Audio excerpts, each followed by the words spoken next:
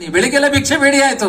ಸಾಯಂಕಾಲಕ್ಕೆ ಅವರು ಪ್ರವಚನಕ್ಕೆ ಬಂದ ಮೇಲೆ ಗುರುಗಳು ಹೇಳ್ತಾ ಇದ್ರು, ಅಕ್ಕಿ ಬೇಳೆ ಕೊಟ್ಟಿದ್ದೀರಿ, ನಾನು ನಿಮ್ಮ ಊರಿಗೆ ಬಂದ ವಿಶ್ವಾಮಿತ್ರ, ರಾಮ ನಿಮ್ಮ ಮನೆಗೆ ವಿಶ್ವಾಮಿತ್ರರು ದಶರಥನ ಮನೆಗೆ ಬಂದಾಗ ಕೇಳಿದ್ದೇನು ಅಂದ್ರೆ, ನಿಮ್ಮ ರಾಮ ಲಕ್ಷ್ಮಣರನ್ನ ನಮ್ಮ ಧರ್ಮ ಸ್ಥಾಪನೆಗಾಗಿ ಕೊಡಿ ಅಂತ ಕೇಳಿದ್ರು. ಆ ರೀತಿ ನಿಮ್ಮ ಮನೆಯಲ್ಲಿ ರಾಮ ಲಕ್ಷ್ಮಣರ ಪ್ರತೀಕ ಇದ್ದಾರೆ, ನಿಮಗೆ ಗೊತ್ತಿಲ್ಲ ಅವರ ವ್ಯಕ್ತಿತ್ವ. ಅವರು ನಮ್ಮ ಸನಾತನ ಹಿಂದೂ ಧರ್ಮದ ರಕ್ಷಣೆಗೆ ಬೇಕಾಗಿದ್ದಾರೆ.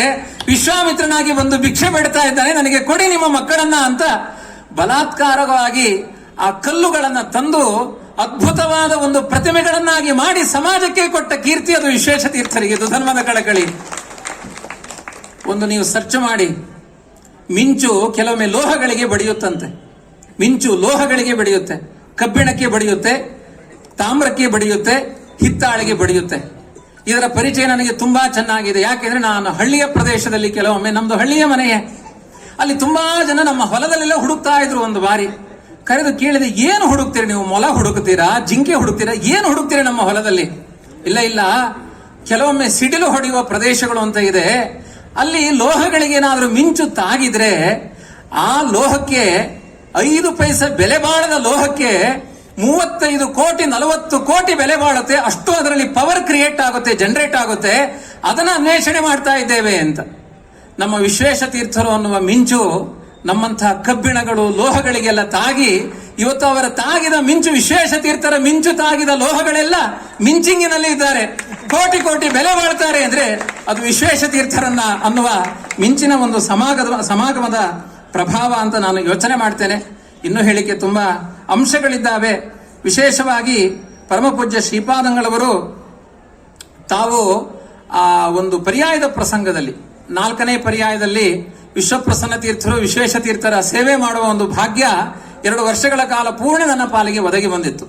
ಬೆಳಿಗ್ಗೆ ಎಲ್ಲ ಒಂದಷ್ಟು ಸಾಂಸ್ಕೃತಿಕ ಕಾರ್ಯಕ್ರಮಗಳಲ್ಲಿ ಭಾಗವಹಿಸಿ, ಸಂಜೆ ಆದ ಮೇಲೆ ಕಾರ್ಯಕ್ರಮ ನಮ್ಮದೇನಿಲ್ಲ, ಅಂದ್ರೆ ಸ್ವಾಮಿಗಳ ಪೂಜೆ ಎಲ್ಲ ಮುಗಿತಾ ಇತ್ತು.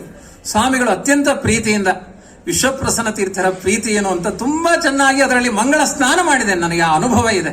ಬಾ ಹೋಗೋಣ ಅಂತ. ಎಲ್ಲಿಗೆ ಹೋಗುದು ಸ್ವಾಮಿ? ರಾತ್ರಿ ಯಕ್ಷಗಾನಕ್ಕೆ ಹೋಗುದು, ಅಲ್ಲೆಲ್ಲ ಆಟಕ್ಕೆ ಹೋಗುದು ಅಂತ.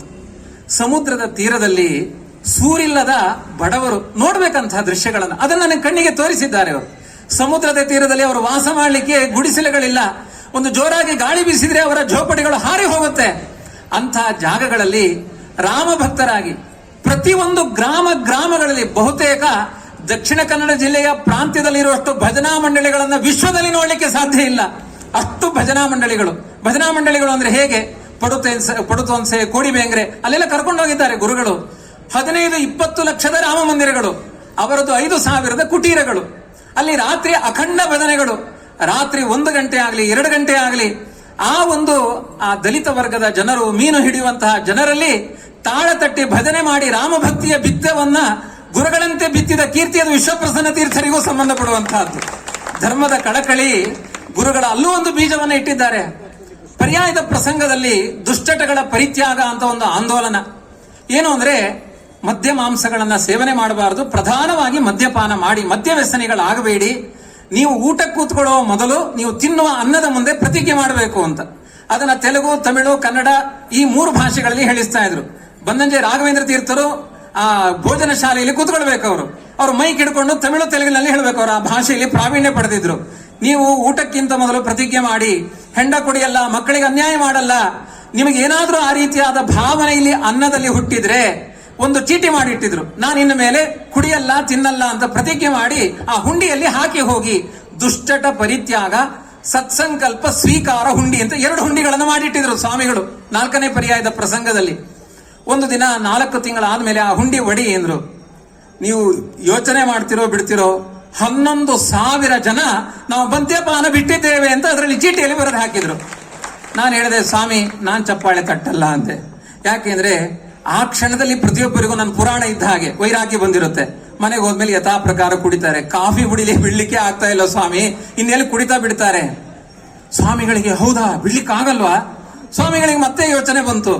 ಅವರೇ ಹೋಗಿ ಹೇಳಿಕ್ ಶುರು ಮಾಡಿದ್ರು. 1 ವಾರ ಆದ್ಮೇಲೆ ನನ್ನನ್ನು ಕರೆದ್ರು ಇದ್ದಕ್ಕಿದ್ದ ಹಾಗೆ ವಿಶ್ರಾಂತಿಯ ಸಮಯದಲ್ಲಿ. ಏನ್ ಸ್ವಾಮಿ ಅಂತ ಓಡಿ ಹೋದೆ. ಒಂದು ಮಹಿಳೆ ಒಂದು ಮಗುವನ್ನ ಎತ್ಕೊಂಡು ಬಂದಿದ್ದಾಳೆ, 2 ವರ್ಷದ ಮಗುವನ್ನ. ಗಳಗಳ ಅಳ್ತಾ ಇದ್ದಾಳೆ. ಗಂಡ ಬಂದಿದ್ದಾನೆ. ನೋಡು ಅಂದ್ರು. ಅವರೆಲ್ಲ ಅಳ್ತಾ ಇದ್ದಾರೆ, ನೋಡ್ತಾ ಇದ್ದಾರೆ. ಏನು ಸ್ವಾಮಿ? ನೋಡು ನೀನು ಅವತ್ತು ಹೇಳಿದೆಯಲ್ಲ, ಹುಂಡಿಯಲ್ಲಿ ಹಾಕಿ ಹೋಗ್ತಾರೆ, ಅನುಷ್ಠಾನ ಮಾಡಲ್ಲ ಅಂತ. ಅವನ ಗಂಡ ಹೆಂಡ ಕುಡಿಯುವುದನ್ನು ಬಿಟ್ಟಿದ್ದಾನೆ ಅಂತ ಹೆಂಡತಿ ಸಂತೋಷದ ಕಣ್ಣೀರನ್ನು ಸುರಿಸಿಕೊಂಡು ನನ್ನ ಹತ್ತಿರ ಬಂದಿದ್ದಾಳೆ. ನೋಡು ನೋಡು ಆ ಗುರುಗಳಿಗೆ ಆದ ಆನಂದ. ಎಷ್ಟು ಬಾರಿ ಇಂಥ ಆನಂದವನ್ನು ಅವರು ಅನುಭವಿಸಿದ್ದನ್ನು ನೋಡಿದ್ದೇನೆ. ಯಾರಾದ್ರೂ ಮಕ್ಕಳು ಹಸಿವೆ ಅಂದ್ರೆ ಅವ್ರ ಕಣ್ಣಿನಲ್ಲಿ ನೀರು ಬರ್ತಾ ಇತ್ತು.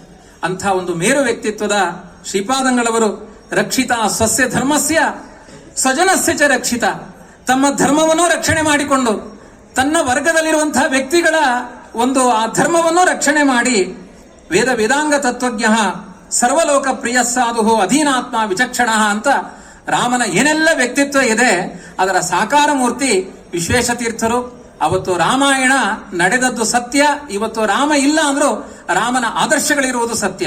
ಹಾಗೆ 5 ವರ್ಷಗಳ ಮೊದಲು ವಿಶ್ವೇಶತೀರ್ಥರು ಕಣ್ಮರೆಯಾದ್ರು ಅನ್ನೋದು ಸತ್ಯವಾಗಿದ್ರು, ವಿಶ್ವೇಶತೀರ್ಥರ ಆದರ್ಶಗಳೆಲ್ಲ ಅದು ಆಚಂದ್ರಾರ್ಕವಾಗಿ ಸತ್ಯ ಅನ್ನೋದು ಅಷ್ಟೇ ಪರಮ ಸತ್ಯ ಅಂತ ಹೇಳ್ತಾ, ಅದಕ್ಕೆ ಸಾಕ್ಷಿಯಾದ ಈ ಕಾರ್ಯಕ್ರಮ, ಈ ವೇದಿಕೆಗಳು, ಮುಂಭಾಗದಲ್ಲಿ ಕುಳಿತಿರುವಂತಹ ಗುರುಗಳ ಧ್ಯೇಯ ಉದ್ದೇಶಗಳು, ಇದನ್ನೆಲ್ಲ ಮನನ ಮಾಡ್ತಾ ಇಂಥ ಅಧಮರಣನಾದ ನನಗೂ 2 ಮಾತುಗಳಿಗೆ ಅವಕಾಶ ಕೊಟ್ಟಿದ್ದಕ್ಕೆ ಗುರುಗಳಿಗೆ ಸಾಷ್ಟಾಂಗ ನಮಿಸಿ ನನ್ನ ಮಾತನ್ನು ಮುಗಿಸ್ತೇನೆ. ಕೃಷ್ಣಾರ್ಪಣ. ವಿಜೇಂದ್ರಾಚಾರ್ಯರಿಗೆ ಧನ್ಯವಾದಗಳು. ಈಗ ಶ್ರೀನಾಥ ಬಾಟ್ನಿ ಅವರು